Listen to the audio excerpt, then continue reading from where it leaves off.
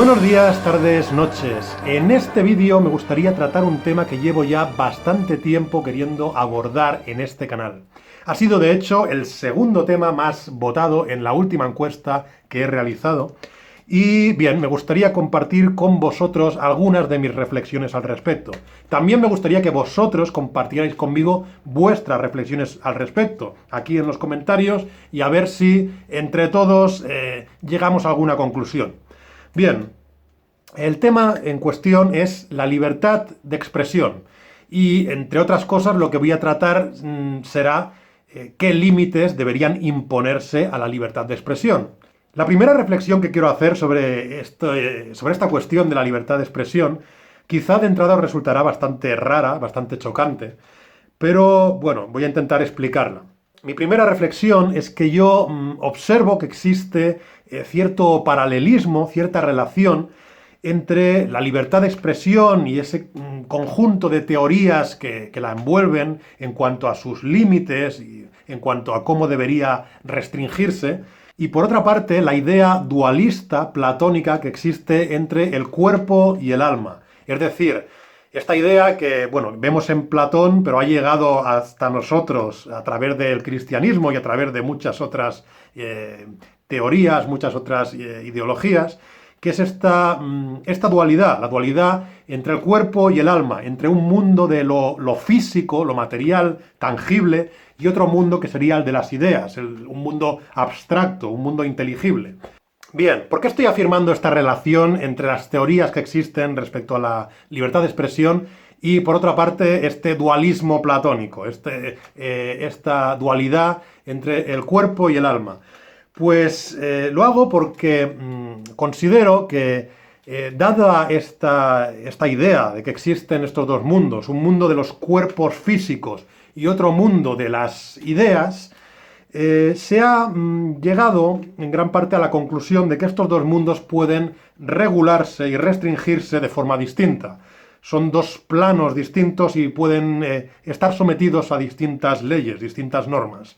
Entonces, en el mundo de lo tangible, el mundo de los cuerpos físicos, pues tenemos que los agentes que interactuamos en este mundo, en este caso, pues las personas, somos personas con un cuerpo físico, que podemos chocar contra otros cuerpos físicos, porque estamos en el mismo plano material. Y evidentemente una persona puede agredir físicamente a otra. Una persona puede violar a otra, una persona puede matar, es decir, incluso puede acabar con la vida de otra persona simplemente mediante una acción física. Es por este motivo que muchos consideramos que es conveniente la existencia de esa institución que llamamos el Estado, entendiendo el Estado tal y como lo entendía Max Weber, como el monopolio de la coacción y de la violencia en un territorio determinado. La existencia del Estado pues, podría parecer conveniente en tanto que, si bien sin duda implica una restricción de las libertades individuales, en tanto que todas ellas están sometidas a la coacción de ese ente que centraliza la violencia y la coacción, por otra parte, también podría decirse que el Estado está salvaguardando en cierta medida las libertades individuales. Porque en un hipotético escenario en el que no hubiera leyes de ningún tipo, en el que no hubiera un Estado con una policía y supuestamente todos los individuos tuviéramos una total libertad de acción para hacer lo que quisiéramos, pues esa libertad total de acción implicaría que un individuo tiene libertad para violar a otro individuo o para darle un puñetazo a otro individuo. Evidentemente, la paradoja que subyace aquí es que este escenario no sería de verdadera libertad individual, porque si un individuo, un hombre, por ejemplo, está violando a una mujer, este hombre con su fuerza física, con su fuerza coactiva individual, está vulnerando la libertad de esa mujer, está restringiendo la libertad de esa mujer. O sea que habríamos eliminado el Estado, pero no habríamos garantizado las libertades individuales, ya que unos individuos podrían atentar contra la libertad individual de otros individuos. Evidentemente, y no solo contra la libertad individual, podrían menoscabar el cuerpo físico de otros individuos, agredir a otros individuos, matar a otros individuos. Bien, es por esto que se considera conveniente que exista un ente regulador que restrinja las libertades individuales hasta cierto punto pues rigiéndose por esa máxima según la cual la libertad de una persona termina donde empieza la libertad de otra persona. De manera que, bueno, cada persona podría tener una libertad de acción que solo estaría limitada en tanto que vulnera la libertad de acción de otra persona o en tanto que no agreda a otras personas. Bien, esta sería la regulación y las limitaciones que quizá cabría imponer a la libertad de acción, la libertad por la que unos cuerpos físicos, como somos nosotros, los cuerpos humanos, pues podemos deambular y podemos movernos y actuar libremente en el mundo físico, en el mundo material. Pero por otra parte está el mundo de las ideas. Y es aquí donde entra la cuestión de la libertad de expresión. Bien, entonces, en este segundo mundo, en el mundo de las ideas y de lo abstracto, se ha llegado a la conclusión de que se puede conceder un grado mucho mayor de libertad. Es decir, mientras en el mundo de lo material, el mundo de los cuerpos físicos, parecería conveniente restringir en gran medida las libertades individuales para evitar daños entre individuos, en el mundo de la transmisión, de la comunicación de ideas, pues parecería que se puede ofrecer un margen de acción mucho mayor. ¿Por qué sucede esto? Bien, de entrada tengo que decir que las ideas, estas ideas del mundo de las ideas, evidentemente también se transmiten a través de medios puramente materiales. Es decir, si yo estoy transmitiendo mis ideas hablando con vosotros, estoy, mediante mis cuerdas vocales, mediante mi boca, mediante mi lengua, estoy haciendo vibrar las partículas del aire de manera que esa vibración llega hasta vuestros oídos y de esa manera estoy transmitiendo mi mensaje por un medio material. O incluso si os envío un mail, pues estaré transmitiendo una serie de impulsos eléctricos que se traducirán en unos píxeles en la pantalla de vuestro ordenador. Entonces, evidentemente, la comunicación de ideas tiene lugar a través del mundo de lo físico y de lo material.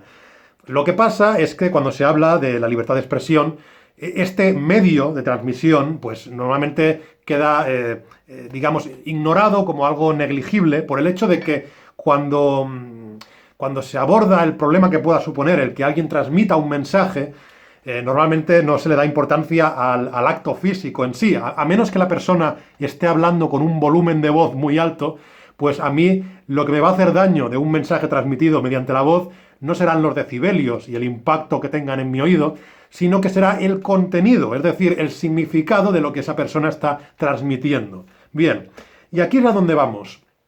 ¿Hasta qué punto debería restringirse la transmisión de cualquier tipo de información, de comunicación, de ideas, pues por el hecho de que puedan causar daños, potencialmente puedan causar daños a otros individuos? Yo de entrada, ya entrando más en lo concreto, tengo que decir que, por ejemplo, si vamos a la regulación actual existente en España, es decir, al ordenamiento jurídico español, que por cierto lo que voy a decir seguramente coincida en gran medida con los ordenamientos jurídicos de muchos de los países desde los cuales me podáis estar viendo. A ver, hay tres límites muy rápidamente justificables a la libertad de expresión. ¿Por qué son justificables? Y esto es lo que me parece interesante.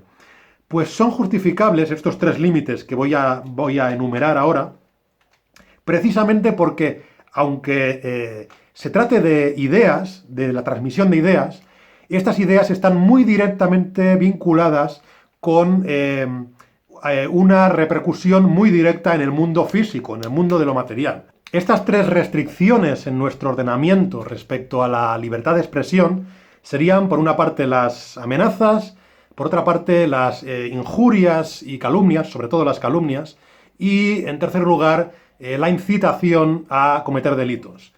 Bien, estas tres restricciones estarían justificadas precisamente porque el salto que existe en ellas desde el mundo de lo abstracto y de las ideas hasta el mundo puramente material es demasiado inmediato, es demasiado evidente, por lo que prácticamente, aunque impliquen simplemente la comunicación de información, de ideas, se considera que están muy inmediatamente vinculadas a acciones directas que afectan físicamente a los cuerpos físicos. Por ejemplo, en el caso de las amenazas, a todos nos viene a lo mejor a la mente el famoso caso del rapero Valtonyc o el rapero Pablo Hasél, que eran dos raperos que, bien, desde cierta óptica podría decirse que lo que se cometió contra ellos fue un atentado a la libertad de expresión, porque eran dos raperos que fueron juzgados y condenados, creo ambos, por las letras de sus canciones. Entonces, en principio, eran simplemente artistas que estaban transmitiendo, comunicando su arte y, bueno, fueron condenados, fueron juzgados y condenados por ello. Lo que pasa en este caso es que, desde el otro enfoque, desde la otra óptica, se consideró que estos raperos en sus letras contenían amenazas directas a políticos, a personas concretas, amenazas de muerte o amenazas de agresión a personas que existen realmente. ¿Qué pasa en este caso? Por ejemplo, llevando esto a un extremo mucho más directo y mucho más concreto, yo creo que nadie pondría en duda que cuando un atracador está amenazándote con una navaja o con cualquier otro arma, diciéndote que le des su cartera o que si no te va a meter una puñalada, bien, esta persona, de hecho, en términos puramente estrictos, este atracador no está interactuando con tu cuerpo físico, es decir, no te ha tocado, simplemente te ha transmitido un mensaje, te ha mostrado la navaja y te ha hablado. Lo que pasa es que este mensaje implica pues una amenaza de una agresión que sí que es física, sí que implica agredir a tu cuerpo físico. Por lo tanto, si bien la transmisión es una transmisión de una idea, de una información, o un imperativo, porque es una comunicación de haz esto o si no, condicionalmente, si no haces esto, yo haré esto otro. Bueno, se considera que hay un vínculo demasiado directo entre el mundo de las ideas comunicadas y el mundo de lo puramente físico. Esta persona te está amenazando con causarte un menoscabo físico, con realizar una agresión material contra ti. De acuerdo. Entonces, hasta cierto punto se entiende que las amenazas deban restringirse, por mucho que en sentido estricto solo sean transmisión de información. Bien, la cuestión siempre estará en el grado de concreción respecto a la persona a la que van dirigidas esas amenazas, en el grado de concreción respecto a lo que se le va a hacer, en el grado de credibilidad respecto a si realmente la persona que realiza la amenaza puede llegar a materializar esa amenaza, y entonces estos factores deben tenerse en cuenta, por supuesto. Por otra parte, aparcando las amenazas, estaría el tema de las injurias o calumnias.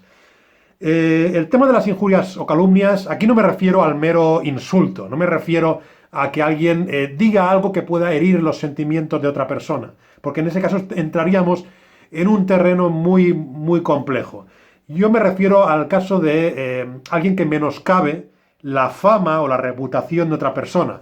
En el caso de las calumnias es muy fácilmente delimitable el terreno que debería restringirse, porque las calumnias propiamente implican acusar a alguien de un acto delictivo concreto, y por lo tanto es comprensible que deban ser restringidas, que deba limitarse la libertad de una persona para calumniar a otra. Entre otras cosas porque la acusación por parte de una persona de que otra persona ha cometido un delito es una acusación que debe poner en marcha, de oficio, la acción de la justicia, la acción del Ministerio Fiscal, la acción de la policía, y por lo tanto es una acusación que, por mucho que solo sea una transmisión de información, implica de facto la puesta en marcha de forma material de todo el mecanismo que tiene el Estado para monopolizar la violencia, y implica que el Estado quizás llegue a restringir la libertad de un individuo, llevándolo a la cárcel, por ejemplo. Entonces, es comprensible que las calumnias también estén restringidas en el ámbito de la libertad de expresión. Entonces, el tercer ámbito, hemos dicho las amenazas y las injurias o calumnias. El tercer ámbito sería el de la incitación directa al delito, ¿no? Es decir, alguien que transmita información, pero esa información implique decir directamente que hay que matar a una persona, que hay que agredir a una persona. No es como las amenazas, porque en este caso el que recibe la información no es el que va a ser agredido, sino que recibe la información alguien que potencialmente podría llevar a cabo la acción de agredir. En este caso, también tiende a considerarse que la incitación al delito conlleva de forma demasiado inmediata el paso de este mundo abstracto platónico de las ideas al mundo material, también platónico, al mundo de los cuerpos físicos. Entonces, estos tres ámbitos, yo considero que en estos tres ámbitos están justificadas las restricciones a la libertad de expresión. Seguramente muchos de los que consideramos razonable que el Estado restrinja hasta cierto punto la libertad de acción de los individuos en el mundo material, en el mundo físico, porque una libertad absoluta en este mundo implicaría la libertad de los individuos para poder atentar contra la vida, contra la integridad física o contra la propia libertad de otros individuos. Del mismo modo, consideramos razonable que en el mundo de la transmisión y comunicación de ideas, es decir, en este ámbito de la libertad de expresión, se restrinjan pues, cosas como las amenazas, las calumnias o la incitación al delito, porque en este caso estas meras transmisiones de palabras, de mensajes o de comunicaciones, pues implican de forma demasiado directa, demasiado concreta y demasiado inmediata una repercusión en el mundo de lo material y de lo físico, en el que unos cuerpos pueden agredir físicamente a otros cuerpos. Entonces, yo creo que en este ámbito de la libertad de expresión, en tanto que lo que tratamos de restringir es aquello que sea potencialmente dañino o potencialmente nocivo, será importante el grado de concreción y hasta qué punto pueda materializarse como algo físico estas ideas que se transmiten. Por este motivo, yo soy muy reacio a que haya grandes restricciones a la libertad de expresión cuando se trata de la comunicación de ideas más generales, más amplias, que una amenaza concreta o que una incitación a un delito concreto. Y aquí es donde entramos en el terreno polémico. Efectivamente existen ideas, pero que son ideas generales, ideas políticas o ideas religiosas, que pueden conllevar a unos efectos físicos, a unos efectos materiales que resulten potencialmente nocivos para la libertad, para la integridad física o para la vida de personas. Por ejemplo, una persona puede comunicar ideas favorables al nacionalsocialismo alemán, puede comunicar ideas favorables a Hitler, también puede comunicar ideas favorables al estalinismo o a cualquier otro régimen dictatorial. Entonces, esta persona está transmitiendo unas ideas puramente políticas.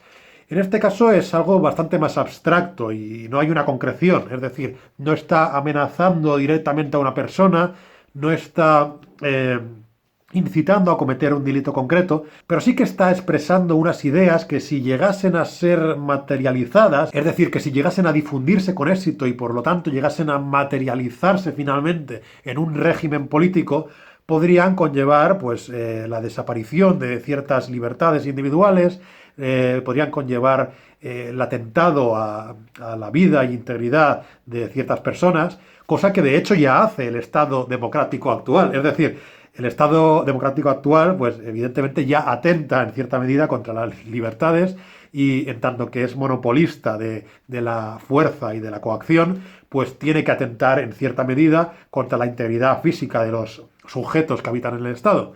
Pero bueno, esto implicaría un cambio de régimen político, ¿no? Si prosperan las ideas nazis, entonces esto implicaría un régimen político que restringiría en mayor medida que este régimen las libertades, la libertad individual, y que atentaría, si se materializase tal y como se concibió en su momento, atentaría en mayor medida contra la integridad física o contra la vida de los habitantes del Estado. Entonces, ¿cuáles son mis reflexiones respecto a esto? Yo siempre he sido partidario de que todas las ideas, por lo menos expresadas en abstracto y en términos generales, puedan expresarse libremente. En ese sentido, me considero una persona muy favorable a un amplio margen de libertad de expresión. Creo que hay muchas ideas políticas o también religiosas que efectivamente si se realizan, si tienen éxito y se materializan en todo su esplendor, pueden tener efectos muy nocivos. Digo, no solo políticas, sino religiosas, aunque también quizá debería matizar que existen ciertas religiones, por ejemplo el Islam es un ejemplo perfecto, ciertas religiones que están muy vinculadas a lo político, porque hay una relación, una conexión muy fuerte entre lo clerical y lo estatal, entre la religión y el Estado. Bien, entonces, cuando alguien difunde este tipo de ideas que pueden, si tienen éxito, pueden ser muy nocivas en términos realmente físicos y realmente materiales, yo creo que debería tener libertad para hacerlo, mientras lo haga en una forma totalmente abstracta. No, alguien no debería tener la libertad para pedir que se mate a otra persona, pero sí debería tener la libertad para pedir que se imponga cierto tipo de régimen político. Y aquí creo que sí que entro en un terreno en el que discrepo con bastante gente, porque hay bastantes personas que creen que ciertas ideologías deberían ser totalmente censuradas. Voy a exponer muy brevemente los motivos por los que creo que no deberían ser censuradas. Para empezar, porque yo creo que en este ámbito de lo abstracto, en este ámbito de las ideas todavía no materializadas en lo físico, creo que si bien en el mundo de lo físico no debería existir un sistema darwinista de selección natural de los más fuertes, en el que los más fuertes puedan agredir y matar a los más débiles para prosperar, creo que eso sería un escenario totalmente indeseable para mí, por lo menos. Creo que en el mundo de las ideas, la competición de ideas, sí que es muy beneficioso que las ideas compitan en ese escenario darwinista y que las mejores ideas derroten a las peores ideas. Yo por eso, en este canal, que es el pequeño espacio que yo tengo para transmitir mis ideas, yo quiero que mis ideas sean atacadas. Yo voy a atacar aquí muchas ideas. Yo voy a ser muy contundente con muchas ideas políticas y con muchas ideas religiosas. Pero también quiero que las mías sean atacadas. No quiero protegerlas, no quiero blindarlas, quiero que las ataquéis. Quiero que agredáis a mis ideas, sobre todo con argumentos, sobre todo con razonamiento. Porque creo que esa es la manera en la que yo puedo estar seguro de que mis ideas tienen una base sólida. Solo puedo saber que mis ideas son sólidas si permito que todo el mundo le dé golpes a mis ideas con martillos, con bates de béisbol o con lo que sea, para ver hasta qué punto resisten. Entonces, creo que es muy saludable que las ideas estén en un ámbito de competición las unas contra las otras. Por supuesto, podría discutirse hasta qué punto en un escenario de libertad, de circulación de ideas, las que prosperen sean realmente las más buenas y que no prosperen quizá las que sean defendidas con unas mayores habilidades retóricas y tramposas, con un mayor populismo, con una mayor demagogia. Y esto es algo que ya dejaré para un posterior vídeo, para ver hasta qué punto puede considerarse que permitir un escenario de total libertad permitiría que las mejores ideas derroten a las peores ideas. Pero lo cierto es que si no permitimos este ámbito, realmente no podemos saber hasta qué punto nuestras ideas son buenas. Y de hecho, creo que las malas ideas pueden en algunas ocasiones prosperar más en un ámbito de censura y de restricción que en un ámbito de libertad en las que puedan ser duramente atacadas.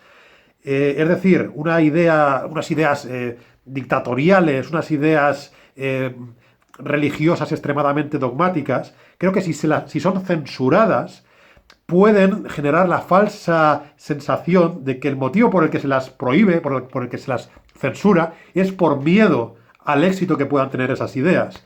Y por lo tanto pueden prosperar, precisamente por ser censuradas, pueden acabar ganando un gran éxito. Y pueden victimizarse y alegar que el motivo por el que no triunfan es precisamente por el miedo que existe a que triunfen y que se la censura por miedo a lo extremadamente razonables que son. Por eso yo creo que la mejor manera de combatir ciertas ideas malas es permitiendo que se expresen libremente y eso sí, atacándolas posteriormente. Bien, esto ha sido básicamente una reflexión muy general sobre la libertad de expresión. Quizás en ulteriores vídeos concrete bastante más, pero con esto yo creo que hay suficiente para este vídeo. Espero que os haya interesado. Si os interesa este contenido, pues suscribíos, dadle like también si os ha interesado este vídeo y hasta la próxima.